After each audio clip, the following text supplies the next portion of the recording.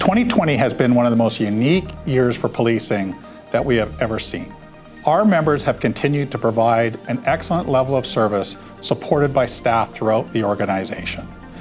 While we saw ridership numbers decline, the volume of calls for service did not decline at an equal pace. In fact, while ridership was down over 50%, some crime types decreased by as low as 13 to 16%.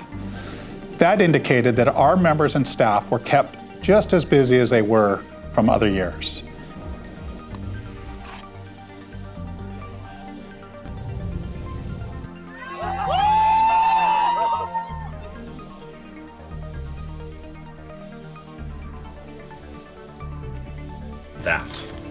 And I'm just going to say thank you to Chief Jones and the Metro Vancouver Transit Police for doing this.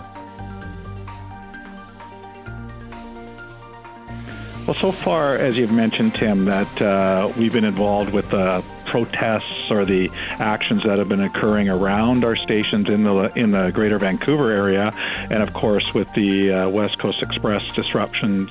Unique challenges came up in terms of the pandemic and enforcement of laws or rules that dealt with distancing, mask wearing, and other safety measures that were designed to keep the public safe and prevent the spread of COVID from happening.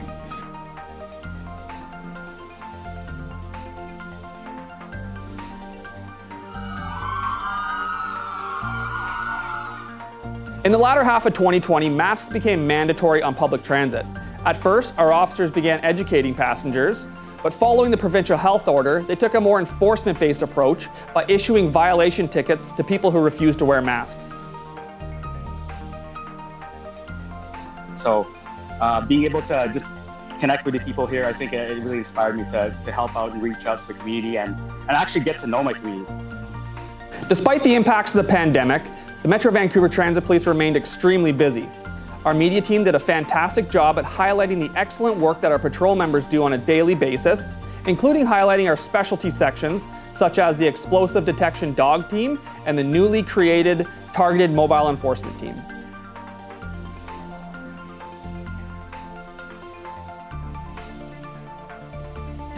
As a neighborhood police officer in East Vancouver and North Vancouver, I've had the opportunity to engage with a very diverse community. This community includes people of different socioeconomic backgrounds and people from different cultures. This could be a homeless person panhandling at a SkyTrain station in need of resources, or it could be the shopkeeper around the corner. My role is to create a safe environment for everyone in the community. In 2020, the Metro Vancouver Transit Police continue to support Indigenous communities throughout Metro Vancouver. Constable Kirk Rattray was appointed the first Indigenous Liaison Officer at the Metro Vancouver Transit Police. The role is to build bridges and collaborate to work with the Indigenous people navigating the criminal justice system, and secondarily, to provide cultural awareness to all of our first responders. The Transit Police unveiled an original art piece that was created by First Nations artist Christine Mackenzie. The piece represents fair and impartial policing as we move forward to building lasting relationships with the communities we serve. I wanted to put a lot of love and care into it. I have a deep connection with the Eagle because I'm from the Eagle clan, as well as I see Eagle as an elder, someone that shares our culture, that keeps our culture alive. So I wanted to put an eagle design on the front of our canoe. I wanted to symbolize a gift, so there's two hands holding a feather, gifting, because Transit Police, it connects so many communities. There's 22 districts, so that's massive. That's a lot of communities connecting to each other just through transit. So I wanted to show that as a gift to how we can move forward and how we can connect all these different communities. Sexual offending is one of Transit Police's top priorities. In August of this year, we launched a new and refreshed Anti-Sex Offence Campaign, along with a group of high school students from Sir Winston Churchill Secondary School.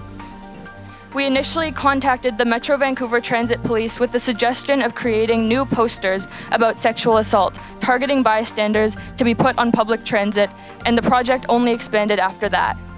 As female youth ourselves, we are particularly vulnerable to the issue at hand, so we figured our perspective would be valuable to the campaign. 2020 has been a year like no other. Many years we see one or two significant events occur that challenge our staff. However, in 2020, things went beyond just a pandemic. We continue to address an opioid overdose crisis. We saw labor strife, we've seen protests. There are a variety of things happening in our community that were unique. However, what we did see this year was our members and our staff rise to the occasion. The ability to adapt, the ability to change, and the ability to move forward and actually progress the organization further as a maturing police agency has made myself proud and should make each and every one of you proud for what you've done and what you've accomplished in the past year.